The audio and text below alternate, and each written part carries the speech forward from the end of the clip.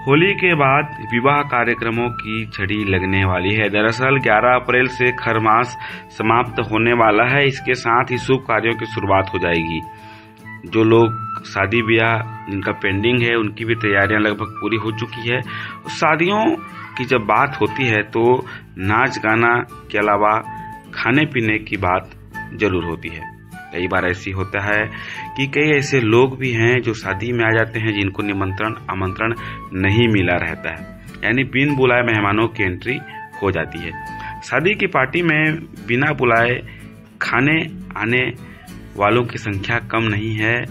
वे लोग ज़्यादातर जो हॉस्टल या बैचलर्स जिंदगी बिता रहे होते हैं, ऐसे लोग ज़्यादा ऐसे बिना बुलाए शादी में खाना खाने के लिए पहुंच सकते हैं।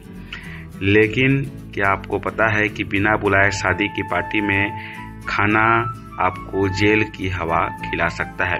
जी हाँ, यह एकदम सही बात है।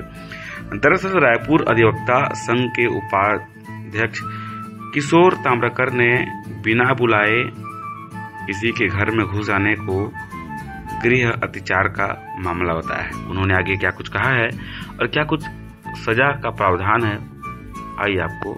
देखिए, ऐसा है कि कानून में गृह अत्याचार करना या किसी के कब्जे में कोई भी तंबू है, जलयान है जिसको निवास के लिए अपने उपयोग में है, वहाँ कोई अनधिकृत रूप से प्रवेश करता है तो ये कानून की परिभाषा में गृह अत्याचार माना जाता है, जिसमें सज़ा का भी प्रावधान है, अर्थदंड का भी प्रावधान है।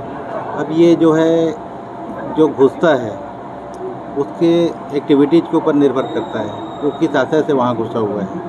यदि वो चोरी के आशय से घुसा हुआ है तो वहाँ अपराध गंभीर हो जाता है। यदि और कोई अन्य अपराध करने के आशय से घुसा है तो और गंभीर हो जाता है। यदि सामान्य आशय से कोई घुसा हुआ है तो सामान्य रूप से उसमें कानून में 1000 तक के जुर्माने की सज़ा है और 1 साल तक की सज़ा का प्रावधान है।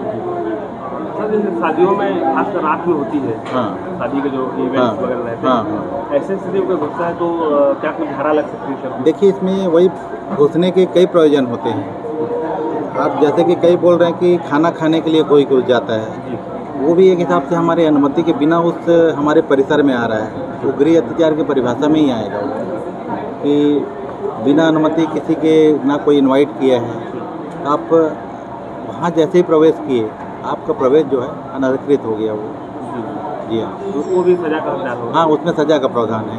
गृह अत्याचार के श्रेणी में आ ही जाता है ये, उसमें कानून में सजा का प्रावधान है।